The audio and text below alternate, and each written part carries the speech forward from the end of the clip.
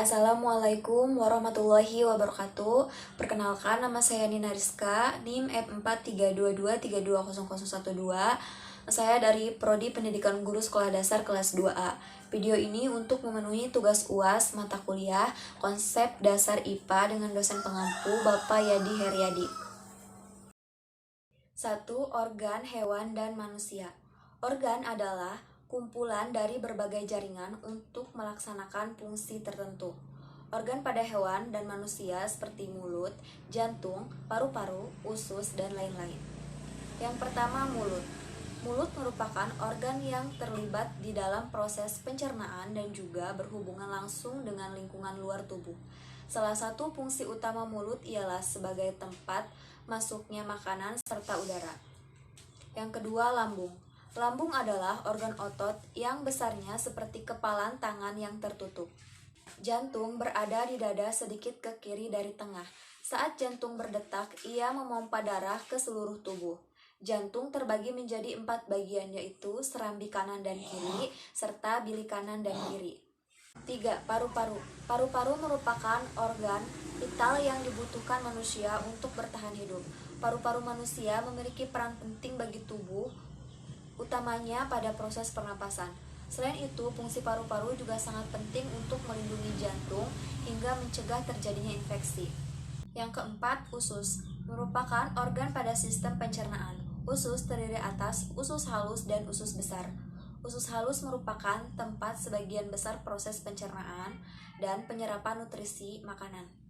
Sistem organ. Sistem organ adalah kerjasama berbagai organ-organ untuk mendukung satu fungsi tertentu di dalam tubuh. Sistem organ manusia terdiri atas yang pertama, sistem organ pencernaan. Terdiri atas organ mulut, lidah, gigi, paring, lambung, usus halus, usus besar, dan sebagainya. Fungsi dari sistem organ pencernaan yaitu untuk mencerna makanan. 2. Sistem organ gerak. Terdiri atas organ tulang. Fungsi dari sistem organ gerak yaitu menyongkong dan melindungi organ dalam. Yang ketiga, sistem organ ekskresi. Terdiri atas organ paru-paru, ginjal, kulit, dan hati. Berfungsi untuk mengeluarkan sisa-sisa metabolisme yang tidak terpakai dari dalam tubuh dan menjaga keseimbangan sel dengan lingkungannya. 4. Sistem organ transportasi atau sirkulasi atau peredaran darah.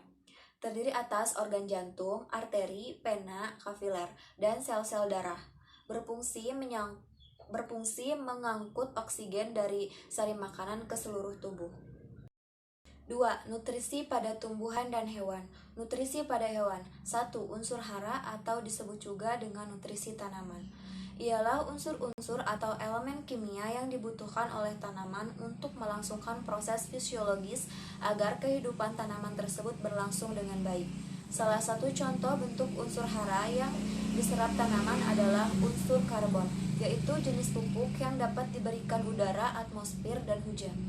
2. Komponen bahan tanaman. Komposisi utama bahan tanaman segar adalah air yang bisa mencapai 90 hingga 95%. Selanjutnya, kandungan unsur yang terkandung di dalam tanaman umumnya unsur C, H, dan O merupakan bagian yang paling besar dan ketiga unsur ini dikenal sebagai penyusun utama senyawa organik tanaman.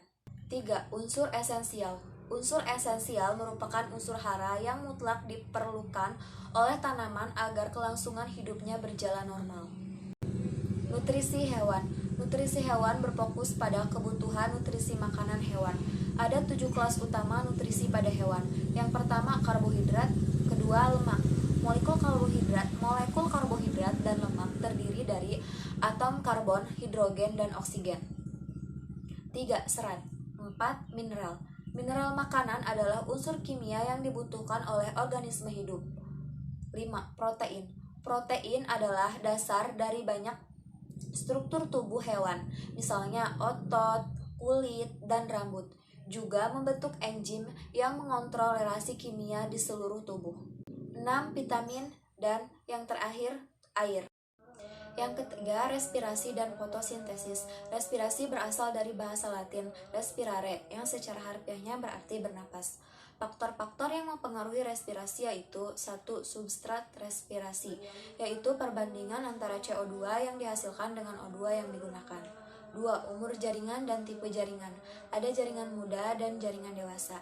Jaringan muda respirasinya lebih kuat daripada jaringan tua karena lebih banyak memerlukan energi. Contohnya seperti fase pembentukan akar, daun, dan tunas.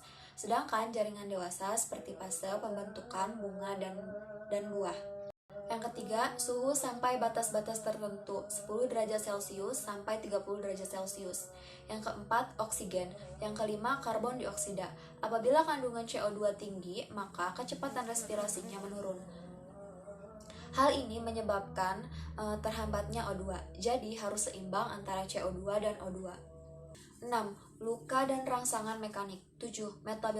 Metabolisme respirasi seperti glikolisis, siklus Krebs, dan rantai respirasi. Fotosintesis adalah proses pembuatan makanan pada tumbuhan. Jadi fotosintesis itu adalah bagaimana tumbuhan dapat membuat makanannya sendiri. 4 hal penting yang dibutuhkan dalam proses fotosintesis. Yang pertama, air.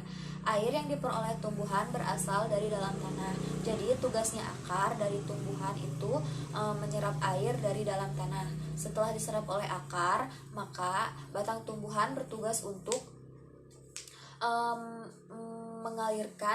mengalirkan air ke seluruh bagian tumbuhan. 2. Karbon dioksida.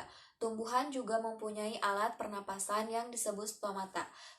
Stomata tersebut bertugas untuk menyerap atau menghirup karbon dioksida dari udara. 3. Klorofil. Klorofil juga disebut sebagai zat hijau daun. Berfungsi untuk menangkap cahaya matahari atau energi cahaya yang terjadi pada daun tumbuhan. 4. Cahaya matahari atau energi cahaya untuk menyempurnakan keseluruhan proses fotosintesis. 4. Keanekaragaman hayati tumbuhan dan hewan.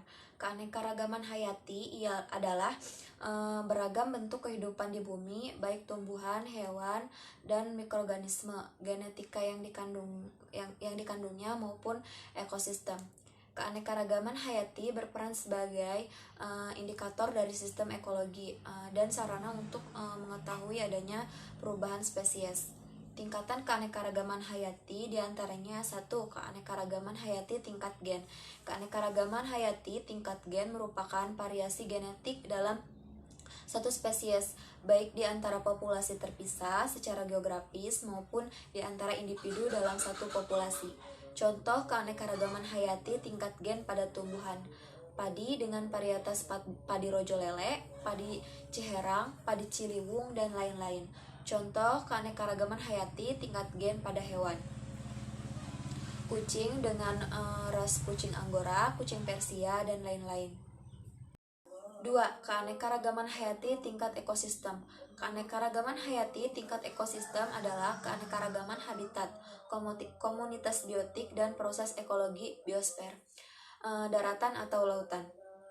Berbagai jenis ekosistem diantaranya adalah 1. Ekosistem lumut, 2. Ekosistem hujan berdaun jarum, 3. Ekosistem hujan tropis, 4. Ekosistem padang rumput, 5. Ekosistem padang pasir, 6. Ekosistem pantai. 3. Keanekaragaman hayati tingkat spesies. Keanekaragaman spesies mencakup seluruh spesies yang ditemukan di bumi, baik tumbuhan maupun satwa liar. Contoh keanekaragaman hayati tingkat spesies pada tumbuhan: tingkat genus citrus, misalnya jeruk bali, Citrus maxima, jeruk nipis, Citrus aurantifolia, dan jeruk manis, Citrus nobilis. Contoh keanekaragaman hayati tingkat spesies pada hewan: tingkat famili dibagi menjadi famili Bovidae pada sapi atau bos, dan kerbau bubi. Sekian video dari saya, kurang dan lebihnya mohon maaf. Terima kasih. Wassalamualaikum warahmatullahi wabarakatuh.